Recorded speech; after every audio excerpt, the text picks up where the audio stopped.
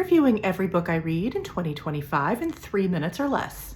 First up, A Study in Drowning by Ava Reid. A Study in Drowning takes place in a secondary fantasy landscape and follows a young woman named Effie. Effie is the only woman at the architecture college, which she is attending because in this world, women are not considered to be high-minded enough to study literature, which is what Effie actually wishes she could study. After achieving top marks, she opts for the next prestigious course of study, architecture. However, as the only woman in the architecture college, as you can imagine, she faces incredible sexism and even an assault at the hands of one of her professors. When an advertisement appears on campus offering one lucky winner the opportunity to redesign an old manor that belonged to Effie's favorite author who has recently passed, she jumps at the chance. Much to her surprise, she is selected as the winner and travels south to the coast, where traditions are quite a bit different from the city life. Upon her arrival at the manor, she meets the author's reclusive son and another young man who is also performing research on the recently deceased author. This young man, Preston, has a hidden agenda that Effie soon uncovers. He wants to prove that the author is actually a fraud. And now Effie must navigate her conflict of interest,